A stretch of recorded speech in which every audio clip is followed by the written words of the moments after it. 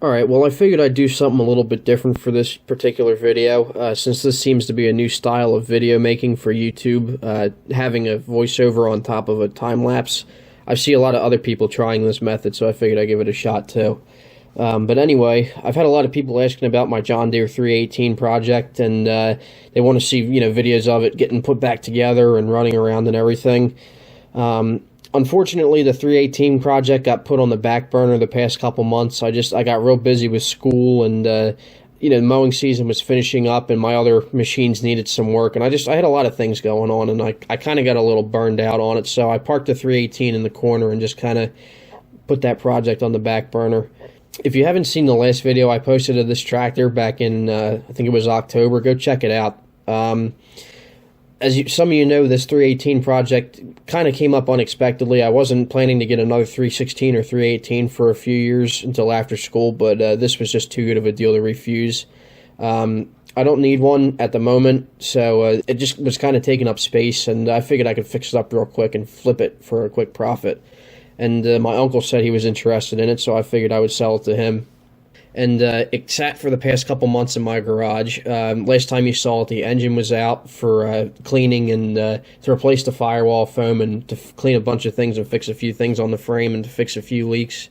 I already replaced the wiring harness and all that, as you saw in the video I posted before that back in September.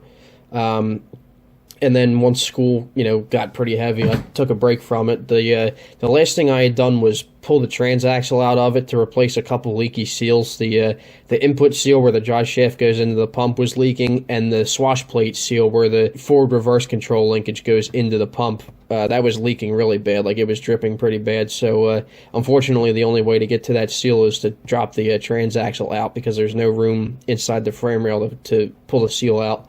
So I took the transaxle out, and I brought it up to my uncle's shop. We used his torch to heat up the drain plug, because the drain plug was stuck in there from being in there for a long time. So we heated up the drain plug, got that out, drained the oil out of it, and then we took the swash plate arm off and took the seal out, replaced the seal, and I replaced the charge pump seal while I was at it.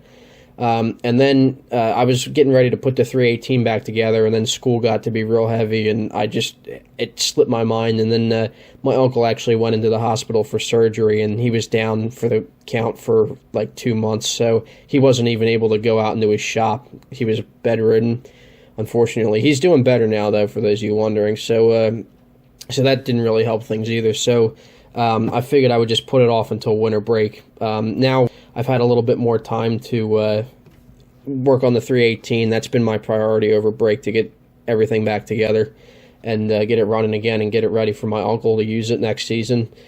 So I had Jimmy come down. Jimmy, John Deere 318 guy, a good friend of mine. Go check out his channel. He wanted to come down and help me out one day to put the 318 back together. So shortly before Christmas, he came down. We got the transaxle back from my uncle's shop. We put the new swash plate arm seal in it and loaded it up in my truck, brought it back, and here we are in this time lapse. You can see us putting the transaxle back into the tractor. Then we shortly afterwards, we primed the carburetor and hooked everything up, hooked up to all the hydraulic lines and everything, and filled up the transaxle with oil and changed the filter as well. And then last thing we had to do was fire it up. It had been sitting since mid-September, so it had been sitting for about 3 months. So it was pretty exciting to bring it back to life again. So I know you guys want to see that cold start, so here it is.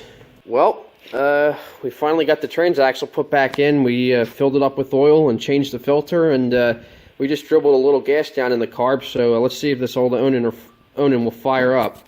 It hasn't run since September 22nd, I believe, so it's been almost exactly 3 months to the day. So it might take a little bit of cranking to get fuel up in the lines and everything, but we just poured gas in the carb, and let's see if she'll fire up now. So, make sure it's choked. A little bit of throttle. Let's see.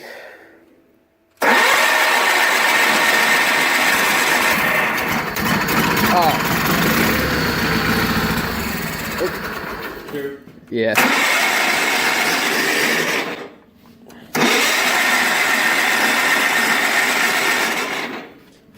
Just got to get all that gas up in the lines again.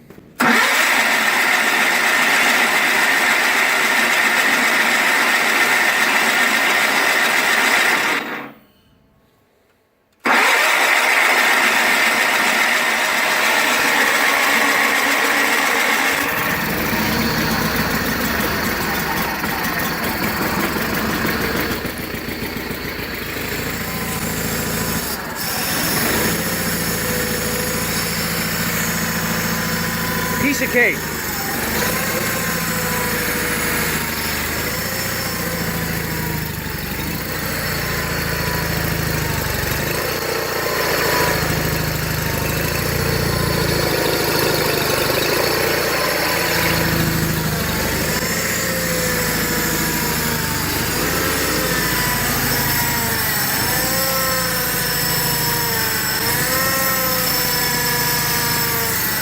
Gotta let the fluid level register.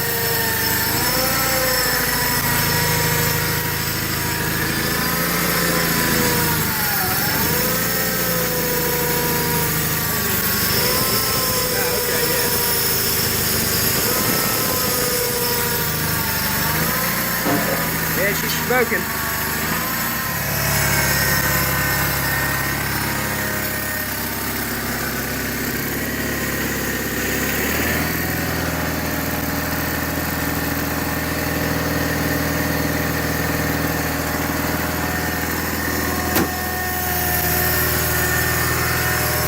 That pump sounds awfully loud.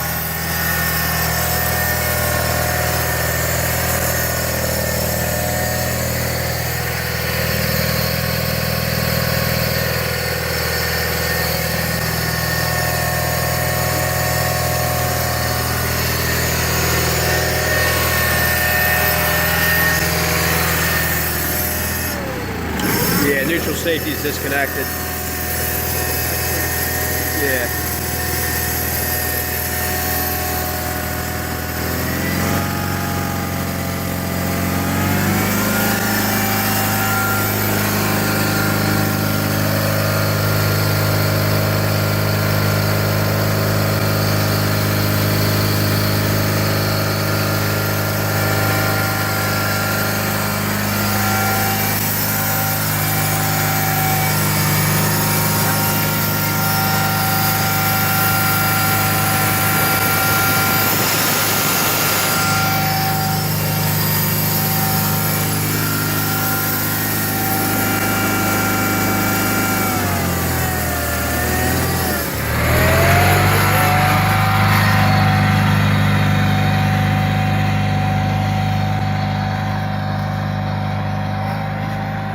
So far, no major leaks.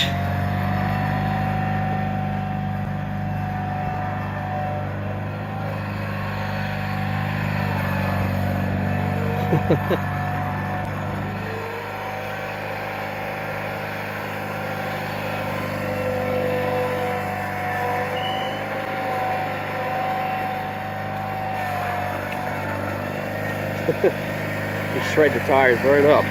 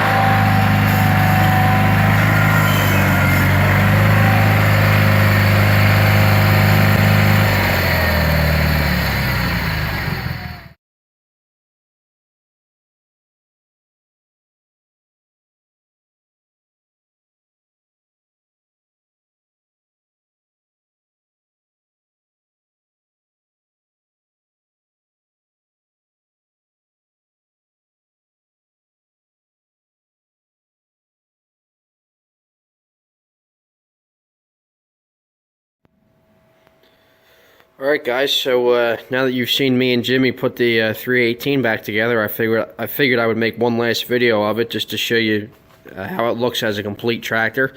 I don't think I've shown it as a complete running tractor in any of my videos yet, so this will be the first one and possibly the last one. We'll see. I'm looking to get the thing out of here, so in the next day or so I'm going to be delivering it to my uncle. Actually, I could bring it over there with my truck, but I think I'm actually just going to drive it over there just to have fun with it one last time. But he needs this tractor more than I do. I kind of wish I could keep it, but at least I know where it's going to be. I know it'll be taken care of, and it'll live a life of leisure next to his other 318, which is the main workhorse. So I'm trying to get him to swap the rear PTO and 3-point hitch from his 318 over to this one, and then use this one strictly for like working in the garden instead of mowing, because honestly I think this one is way too nice to take, you know, down the nursery rows and get all scratched up like the other one. And the other one has a rebuilt engine. We rebuilt the Linamar engine in it last winter, so that one has a little bit more power for mowing. So like I said, I'm trying to convince him to just use this one for 3-point work. It'll make a nice tractor for it. I forgot to mention this in the last video I made of this, but the guy that I bought this tractor from actually did have a 3-point hitch on it. He had a 3-point and ag tires on the back of it, but he took those off and sold them before I got the tractor, which is part of the reason I got it so cheap. He just put the original rock shaft back on it, as you can see. It's a pretty easy swap to do. So I imagine it won't take us too long to get the 3-point and rear PTO swapped over to this one, if that's the route my uncle decides to take. I just suggested it to him, but who knows. I just hate to see this thing get all scratched up. But anyway, so you guys got to see me and Jimmy put the transaxle back in and fire it up after 3 months of sitting. It's always a good feeling bringing these things back to life. I'm glad everything went pretty smoothly. Last time I installed the transaxle in one of these 300 series, it was slow and painful, but this time we knew what we were doing, so we got it done in just a couple hours instead of a couple days. But I'll give you guys one last look at the whole tractor now that it's all complete. It's a pretty good looking tractor overall. The previous owner did a decent, like not a professional, but a decent paint job to it. It turned out pretty good. I mean, there's some chips and scratches and things like that in the paint. You can see where some of it was peeling off, and there's still some pitting in the sheet metal. I think the guy just, honestly, I don't even know if he used primer. I think he just sprayed over the original paint. You can see he left these two corners of the dash tower in their original paint.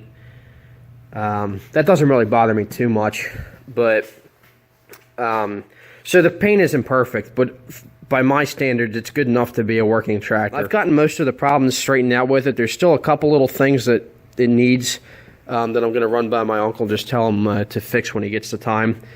There are a couple things that I would change if I was keeping this tractor. I wish I could keep this tractor, but for what I need right now, it's just not practical. I sold the mower deck that came with it. It came with a rough 46-inch deck and a mule drive. I sold both of those on eBay about a month and a half ago. And I forgot to mention this in the last video, but I also got a Brindley 3-point hitch cultivator with this tractor too. The seller was just looking to clean out some junk, and he said, here, I'll throw this in to sweeten the deal. So I had no use for the 3-point cultivator. I even asked my uncle if he wanted it, but he already has one. He has the same one that he bought new years ago. This cultivator was in decent shape. It had a crappy paint job, but the shanks were all in good shape, and it needed a little TLC, but I didn't need it. It was just taking up space in my garage, so I actually sold it at the Nittany Antique Machinery show back in September. But yeah, anyway, I got all that stuff out of the garage just to free up some space and to help offset the cost of this tractor. I paid $500 for the 318, the mower deck, the mule drive, and the cultivator, and also got a one spare wheel and tire with it, which was kind of weird. On the search for another rim, because as you can see, I bought another set of Carlisle True Power ag tires for my next tractor, which I'm going to talk about that in another video, not this video, but I'll explain that later on. Here's my my old True Powers that normally go on the 210, and then I'm waiting to find another rim so I can put these new True Powers on, get those mounted up, so I have two sets, but I'll explain that in another video. Back to the 318 here. There are a couple things I would change on it if I was keeping it. just a couple things that I'm not too crazy about. Like I said, I would probably repaint those two parts of the dash tower that he left behind. I would also replace the steering wheel. This is not the correct steering wheel for a 318. This is actually like a replacement steering wheel that would have been on a like a 425 or a 455 or one of those from the 90s. So something tells me the original steering wheel got broke at some point in its life. So that's something I would change. What else? The engine has a little bit of blow by. It's nothing significant, but I mean, some point down the road, it's going to need new rings, and it's just going to need to be cleaned up. But like I said, my uncle, I'm trying to get him not to mow with this thing, so he doesn't really need all the power. So for just running the tiller and running the 3-point cultivator in the garden, it should be just fine. That's actually what the previous owner used to do with this thing, because I said he had a 3-point hitch on it. That's exactly what he used to use this tractor for. But as you can see, here's the engine and everything. New fuel filter, fuel lines. I put new points and condenser on it. The guy included a new set of points and condenser because he thought the timing was off. And I could tell the more I ran it that the timing was a little bit slow. So I just put new points on it and set the gap and everything. And it actually did make a pretty big difference. The carburetor does need to be cleaned. It idles a little bit rough, and it can be a little bit hard to start when it's cold. Like sometimes it takes a little extra cranking. But I've taken these Onan carburetors apart before, and needless to say, they're not one of my favorite tasks to do, and they're not my favorite carb to work on either. But I think I said before, but my uncle's had plenty of experience taking the carburetor off of his Linamar engine because he was having a ton of problems with it, so he should be able to get this one off pretty quickly if he has to rebuild it. But it doesn't run 100% perfect. It idles a little bit rough and it starts a little bit hard, but it's nothing to really worry about. So I'm not really too worried about it. You can see the firewall foam here. Very, very important for your 316, 318, or 420. I think the 317 also had a firewall. I can't remember though. But this firewall foam, a lot of people don't realize this, and usually, with the age of these tractors, since they're getting to be 30 plus years old, most of them don't have the firewall foam intact. What this firewall foam does is it insulates, and when the hood is shut, it basically creates a vacuum inside the engine compartment. It increases the airflow through these vents here, and also through the belly screen on the bottom, as you can see here. That belly screen is not original to the tractor. I had to buy another belly screen, and I also bought all new mounting screws and the little plastic clip nuts that go inside the frame rail, so that's all new. I got the belly screen pretty cheap for a good deal, so I just slapped a coat of paint on it and threw it on there. The firewall foam and the belly screen are very important to keeping trash and debris out of your engine, because the Onan engines draw their air from the rear of the tractor. That's why these vents are back here. And having the side panels on, having the firewall foam, and having the belly screen are essential to keeping the engine running cool. And you can even feel when you're running. There's actually, with the new firewall foam, you can actually feel the difference. You can feel the air flowing around the engine. That's how much of a difference it makes. It's very important. Like I said, it creates an airtight seal when the hood is closed. So as much cooling air as possible is directed through the flywheel and up into the air intake of the engine. And also around the oil coolers, I don't know if you can see in there, the 318s have an oil cooler for the hydrostatic pump, or the hydrostatic oil. So they put the cooler, they put the two coolers right behind the flywheel where all the air is going. These engineers, the engineers who designed these tractors really didn't cut many corners, especially after the 317 that had a pretty bad reputation. They went back to the drawing board and they redesigned their garden tractor from the frame up, and this was the result. And as most people know now, the 318 is one of the highest selling garden tractors ever produced, and there's a good reason why.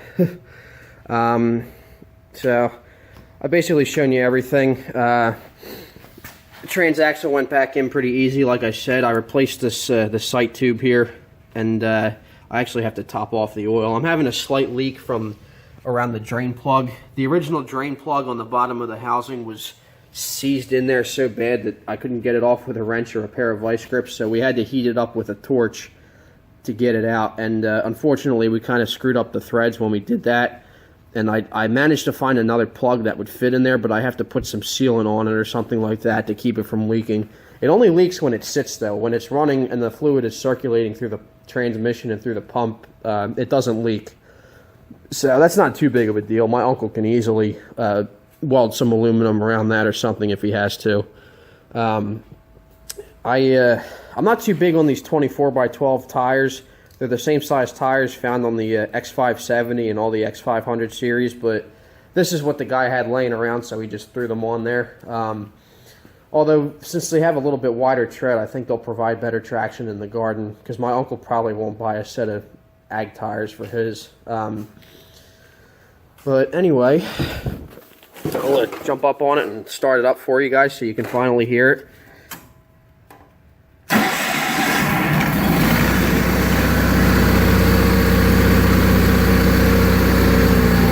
It's a pretty good runner, but like I said, the carburetor does need to be rebuilt. When it's really cold, it can be a little bit hard to start, and it idles a little bit rough. If you throttle it down really quick, it'll stall out. I think the low idle is set a little bit too low. That's no big deal though.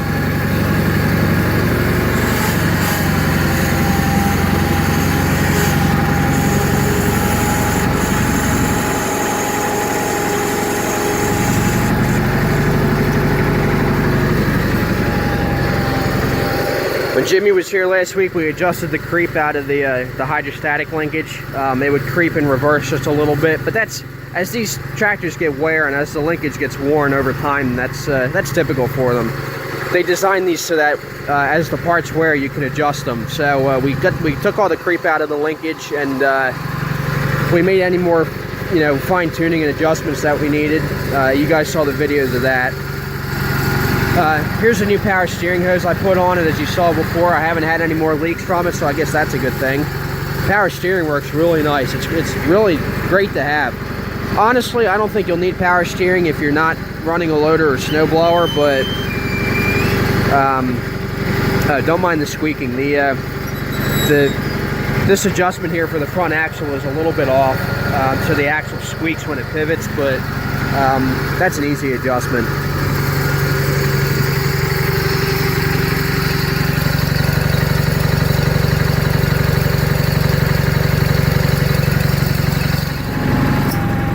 PTO works good.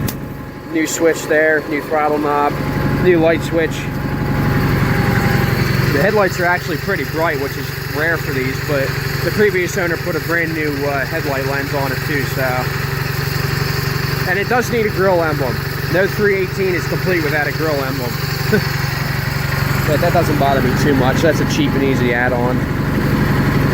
Let's see if I can open the hood here.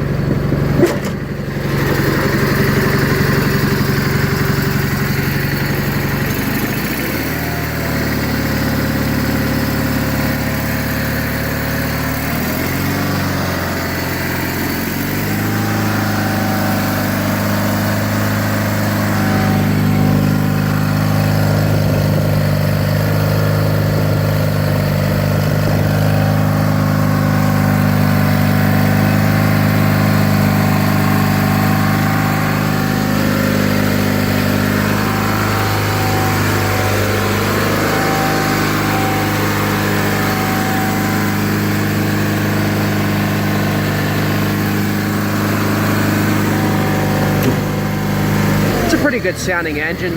I like the sound of the P218 a little bit better though, but that's just a personal preference.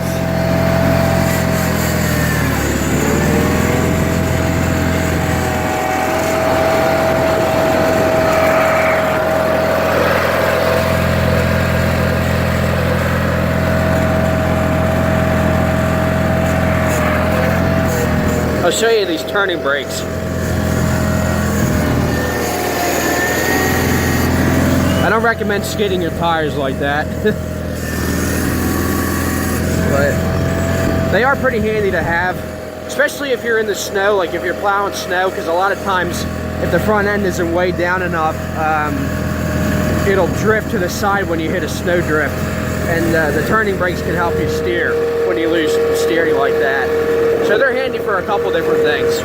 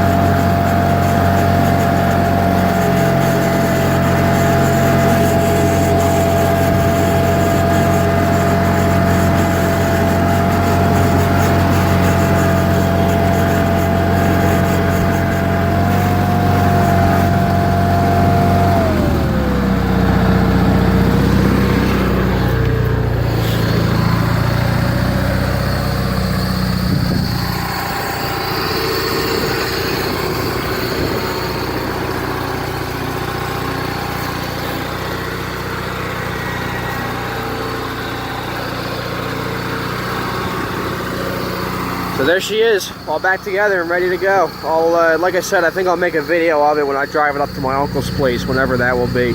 I'd rather do that than bring it up with my trailer, honestly, because that's driving it through the woods is a little more fun. So I'll probably make a video of that, whether that'll be tomorrow or today, tomorrow, or whenever. But I got to get it out of here because I have to make room for my next project. So there you go, guys. Thanks for watching. Please comment, rate, and subscribe, and check out the rest of my channel.